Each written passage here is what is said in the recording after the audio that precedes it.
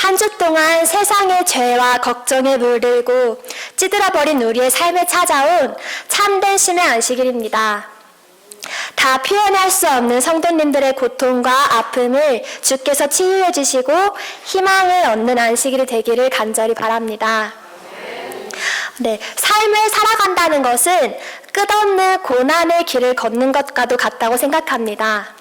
분명히 오늘의 나는 좀 더 나은 삶을 향해서 노력하고 발버둥치고 있는데 여전히 괴로운 일들과 사건, 사고는 끊이지가 않고 나를 쫓아오고 있으며 내게 걱정을 주는 일들은 언제나 그렇듯 나와 항상 함께하는 것만 같습니다. 대한민국의 40년 전의 모습은 어떠했나요? 40년 전, 제가 태어나기 20년 전 대한민국의 모습은 가난하고 무지했던 세상이자 서러움도 많고 애환도 많았던 시절이라고 역사 시간에 배웠습니다. 2015년을 살고 있는 지금의 저는 상상할 수도 없는 시대이지만 제 부모님과 역사를 통해서 우리들의 부모님들이 얼마나 피와 땀과 눈물을 흘리며 잘 살기 위해서 고생을 다 하셨는지 알게 되었습니다. 우리도 한번 잘 살아보자 라는 일념의 뚝심으로 버텨온 대한민국의 지난 세월을 생각하면 마음이 찡하고 존경스럽기만 합니다. 그러나 2015년을 살고 계시는 성도님들, 혹시 잘 살아보자 라는 구호 아래 화려한 변화를 일구어온 지금의 대한민국을 보면 어떤 생각이 드십니까? 대단하다. 네. 그 당시 사람들이 가슴 깊이 원했었던, 그리고 외쳤었던 우리도 한번 잘 살아보세. 그때 그 간절히 원했던 그 행복이 지금 이 땅에 가득하게 되었습니까? 아니면 여전히 우리들의 삶에는 불행과 괴로움이 가득하여서 더 잘 살기 위해서 아둥바둥 하십니까? 네. 밥만 배불리 먹고 산다고 해서 그것이 우리를 잘 살고 못 살고를 결정짓는 행복의 요소가 아니라는 것을 알게 됩니다. 그런데 우리도 한번 잘 살아보세 하고 외쳤던 그 시기에 아주 폭발적인 성장을 이끌었던 곳이 있는데 그것이 바로 어딘지 아십니까? 네, 바로 교회입니다. 예수님을 믿으면 행복할 수 있다는 그 말씀을 듣고 하나님이 주시는 복을 받기 위해서 너나 나나 할 것 없이 모두가 교회의 문을 두드리게 된 것입니다. 그렇게 폭발적인 성장 아래 대한민국은 4명 중 1명이 교회를 다니는 사람이 되었을 정도로 사람들은 행복을 찾아서 갈급했던 것을 알 수가 있습니다. 그러나 요즘 시대의 사람들은 그 당시 사람들처럼 교회에 목을 매며 출석하거나 광신적인 믿음 생활을 하고 있지는 않습니다. 왜냐하면 그 당시 사람들은 단순히 내가 원하는 것을 하나님께로부터 받으려고 교회에 다녔던 것인데 오늘날에는 굳이 교회를 다니지 않아도 그 복을 받을 수 있는 곳이 너무나도 많이 있기 때문입니다. 예를 들어 좋은 대학에 입학하려면 교회에 가서 하나님 대학 잘 붙게 해주세요 하고 기도하는 것이 아니라 교회 갈 시간에 명문 학원에 많은 돈을 투자해서 공부하면 되는 것이고 좋은 회사에 취직하고 일자리를 구하려면 아이고 하나님 저 취업 좀 잘 되게 해주세요 일자리 좀 얻게 해주세요 하고 기도하는 것이 아니라 그 시간에 영어 공부를 한다거나 자격증을 따는 등 그렇게 스펙을 얻기 위해서 더 노력하면 되는 것이고 건강하게 오래오래 살고 싶으면 아이고 하나님 저 좀 오래 살게 해주세요 저 좀 건강하게 해주세요 하고 기도하는 것이 아니라 그 시간에 건강한 것 더 많이 채워 먹고 즐겁고 윤택한 여행지에 푹 놀러가서 푹 쉰다거나 휴양하면 되는 것이기 때문입니다. 이런 신앙을 바로 기복신앙이라고 합니다. 기복신앙이란 하나님의 뜻을 따르고 그분의 뜻을 추구하기보다 자신의 삶이 형통해지고 내 소원이 성취되기만을 바라는 것입니다. 즉 무병장수 또는 내 자손의 번영 등을 그것만을 최고의 목적으로 삼는 것을 의미합니다. 최근에 제 친구가 예수님을 믿지 않는 친구에게 전도를 했다고 합니다. 야, 우리 같이 교회에 가지 않을래? 하고 말했대요. 그래서 그 믿지 않는 친구가 왜? 교회에 뭐가 있는데? 뭐가 좋은데? 하고 물어봤대요. 제 친구는 예수님 믿으면 잘 살지, 복 받지, 좋은 게 얼마나 많아. 난 심지어 지난번에 새벽 기도도 갔더니 이번 중간고사에서 성적을 엄청 잘 받았어. 라고 했다는 것이에요. 진짜? 그 친구가 이제 호기심이 생겼어요. 성도님들은 그 말에 맞다고 생각하십니까? 내가 원하는 삶, 내가 잘 살 수 있는 삶을 주는 곳이 바로 교회입니까? 아닙니다. 많은 그리스도인은 여기서 오해를 하기 때문에 참된 신앙을 가지지 못하고 시대가 변하면서 교회를 떠나게 되는 것입니다.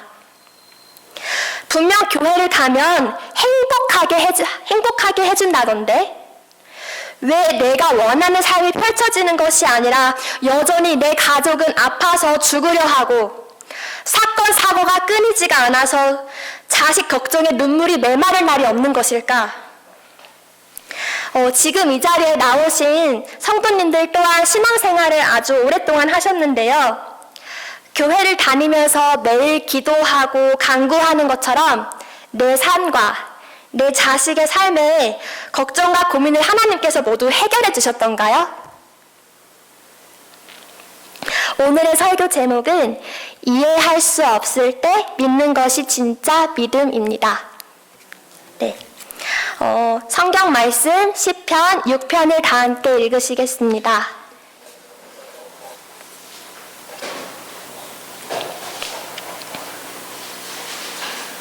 시편 6편 읽으시겠습니다. 제가 홀수절을 읽고 성도님들께서는 짝수절을 읽어주세요. 여호와여, 주의 분으로 나를 견책하지 마옵시며 주의 진노로 나를 징계하지 마옵소서.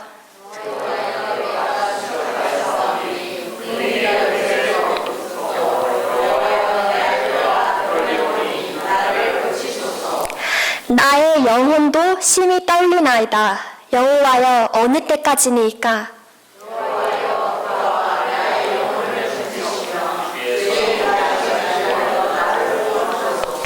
사망 중에서는 주를 기억함이 없사오니 음부에서 주께 감사할 자 누구리이까?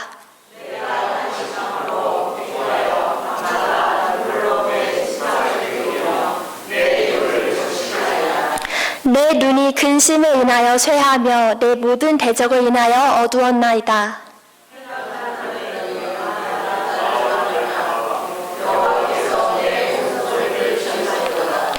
여호와께서 내 간구를 들으셨으며 여호와께서 내 기도를 받으시리로다.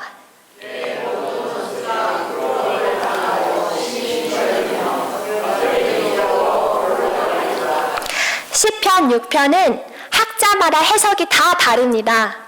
어떤 이는 다윗이 자신을 죽이려던 사울 왕을 피할 때 기록했던 것이라고 말하기도 하고, 또 다른 학자는 자신의 아들 압살롬이 자기를 죽이려고 쫓아올 때 적었던 시라고도 합니다. 어떤 상황에서 적었는지는 확실히 알 수는 없지만 다윗이 이 시편 6편을 쓸 때 어떤 감정과 어떤 생각으로 적었는지는 알 수 있을 것 같습니다. 시편 6편 2절을 보면은 다윗은 내가 수척하다라고 말을 합니다. 수척하다라는 말은 물이 없어서 메말라 죽어가는 식물과 같은 상태를 의미합니다. 제가 지난 6월 달에 학교 기도회 동산에 올라가서 졸업하기 전 추억으로 내가 남길 만한 것을 뭔가 만들어야겠다 싶어서 나무를 하나 기도회 동산에 심었습니다. 6월 달에. 그래서 이 나무를 나름대로 잘 가꿔주려고 막 물도 열심히 주고 비료도 주고 막 해충이 공격하지 못하게 막 농약 같은 것도 뿌려주고 했거든요. 그런데 웬걸 나무는 가을수록 자꾸 색이 변해가고 다 우수수 떨어지고 막 정말 초라한 나무 상태가 되어버렸어요. 그래서 이 나무 어쩌면 좋지. 나 졸업하고 나서 평생 이 학교에 남겨둘 내 추억인데 다 죽어가서 어떡하지? 그래서 발을 동동 굴렸던 적이 있습니다. 그러곤 했었는데 그렇게 죽어가는 제 나무처럼 그 모습이 바로 다윗의 수척한 모습이라고 생각하면 됩니다. 또한 다윗은 2절의 끝에 보면은 나의 뼈가 떨린다고 합니다. 나의 뼈가 떨린다고 합니다. 뼈란 사람의 신체 중에서 가장 튼튼하고 단단한 것이에요. 때문에 가장 강하다는 것을 의미합니다. 그런데 다윗은 나의 가장 강한 부분인 뼈조차 떨린다고 말하고 있습니다. 또한 4절 말씀에 여호와여 돌아와 나의 영혼을 건지시며 라는 말씀이 적혀 있습니다. 여러분은 하나님이 언제나 나와 항상 함께 하신다라는 것을 믿고 계십니까? 네, 저 또한 그것을 믿고 있으며 다윗도 여호와 하나님이 언제나 나와 항상 함께 하신다는 것을 알고 있었습니다. 그럼에도 불구하고 4절을 보면은 여호와여 돌아와 나를 건지소서라고 말을 하고 있습니다. 돌아와 달라라는 말은 여호와 하나님이 지금 내 옆에 없다라는 것처럼 느끼고 있다라는 것을 의미합니다. 우리는 살면서 힘들 때 하나님이 나와 함께 하시는 것 같지 않다고 느낄 때가 참 많이 있습니다. 또한 하나님께서 나에게 어떤 목적으로 이런 고통과 어려움을 허락하셨는지 이해하지 못할 때가 많이 있습니다. 그러나 여기에 다윗과 마찬가지로 하나님의 뜻하신 바를 다 알지 못하여서 자신에게 닥친 어려움을 호소하던 구약의 선지자가 있으니 바로 하박국입니다. 하박국에 대해서 다들 잘 알고 계시나요?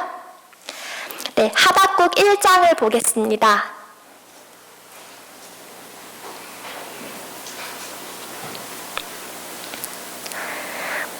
하박국 시대의 나라 상황은 악한 왕들의 정치로 인해서 내적으로 이미 심히 패역한 상황이었고, 외적으로는 바벨론 나라가 곧 유대 땅을 침공하는 아주 위태로운 상황이었습니다. 손을 쓰기엔 너무 늦어버렸고 그들의 운명은 곧이라도 끝날 것 같은 아주 극한의 상황이었습니다. 때문에 하박국 입장에서는 하나님께서 이 궁지에 몰린 이 나라를 구하여 주길 바라고 있었지만 점점 더 고통 속에 내몰린 것 같아서 하나님께 항의를 하는 장면을 볼 수가 있습니다. 1장 2절을 다 함께 읽겠습니다. 시작.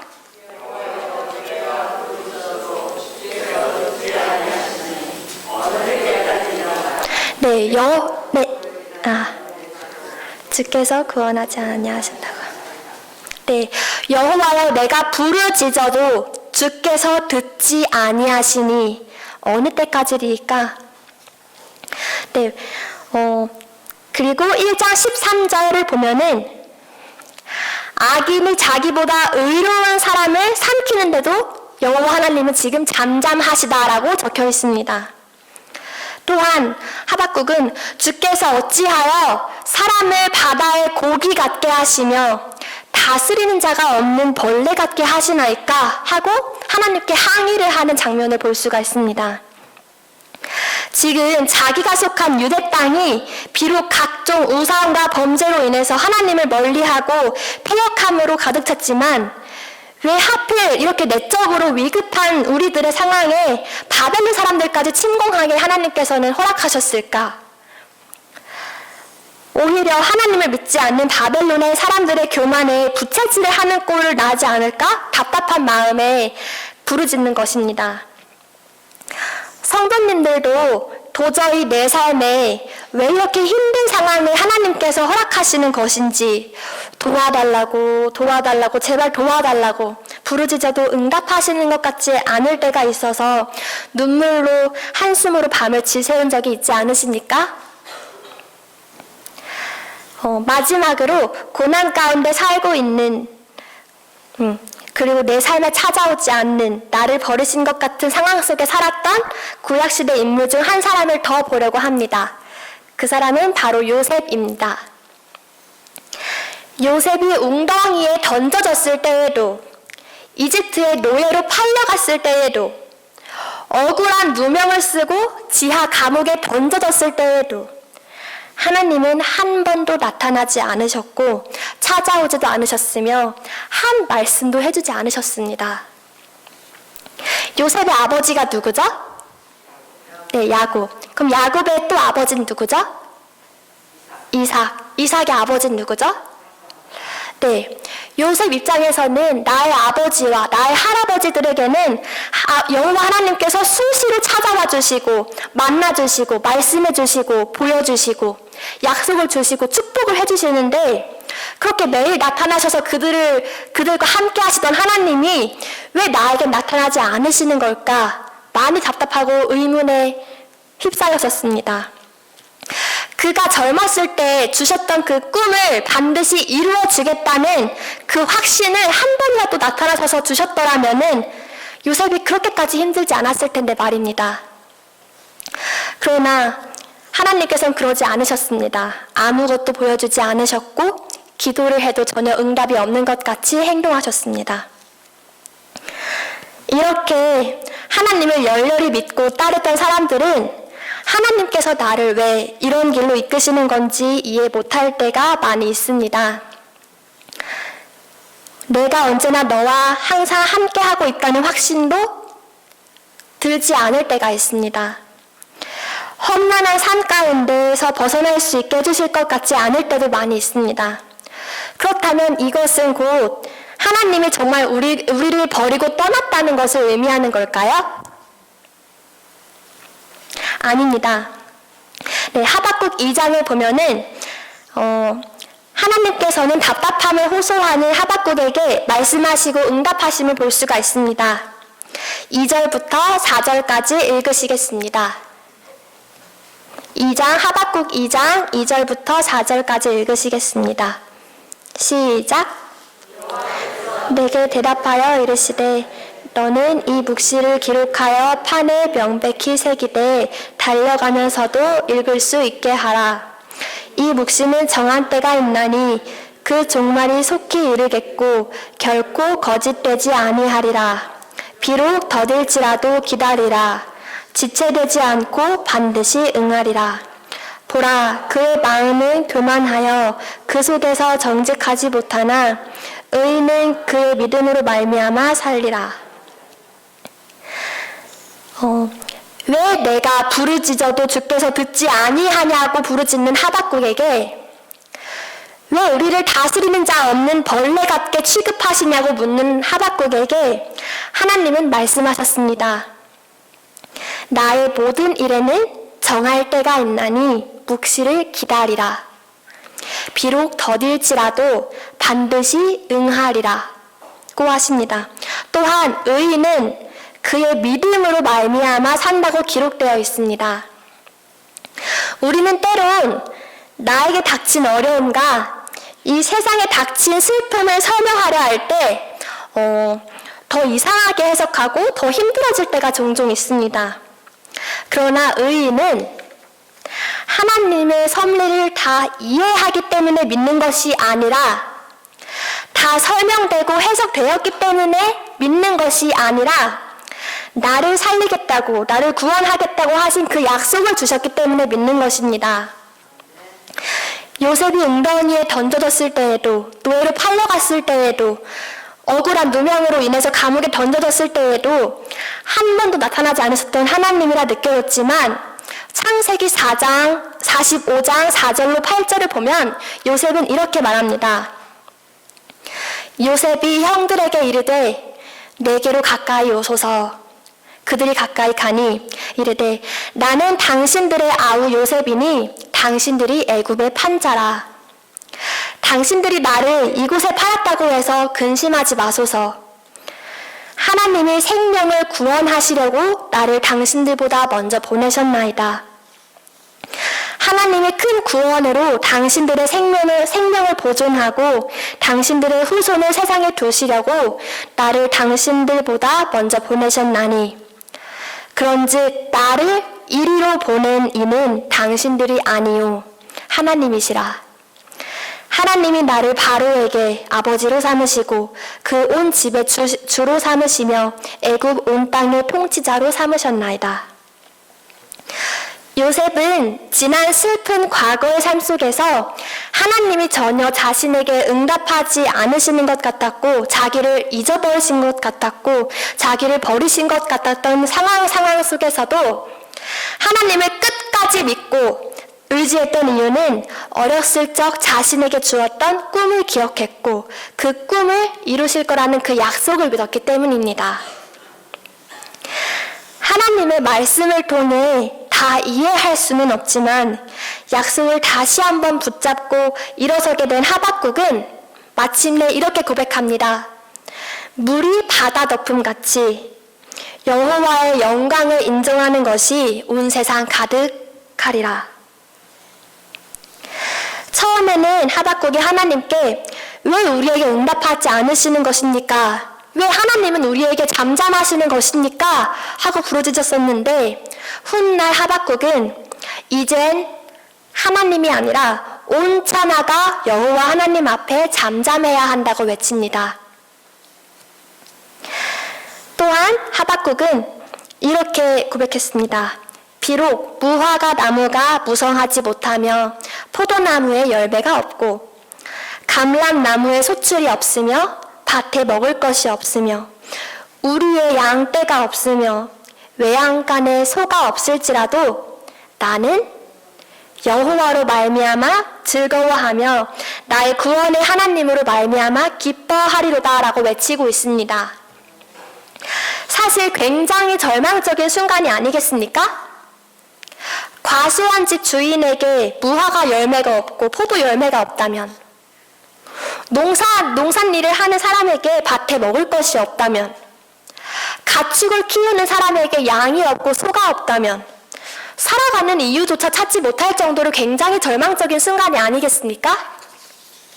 그러나 하박국은 그럼에도 불구하고 나의 구원의 하나님으로 말미암아 기뻐한다고 고백하고 있습니다. 그렇습니다. 우리는 이 땅에 살기 위해 태어난 사람이 아닙니다.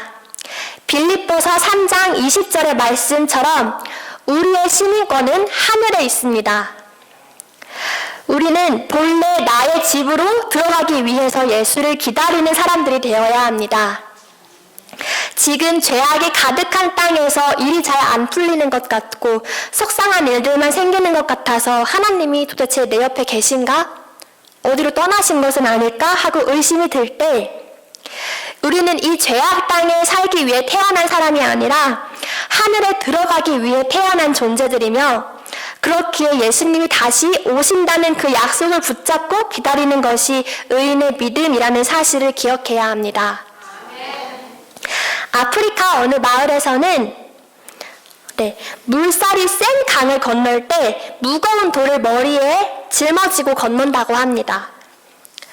그렇게 함으로써 거센 물살에 휩쓸리지 않고 안전하게 그 강을 건너기 위함입니다. 견디기 힘들 만큼 무거운 돌을 짊어지고 계신 성도님 여러분, 그 돌은 여러분이 험난한 세상의 강을 무사히 건널 수 있도록 도와주는 하나님의 뜻입니다.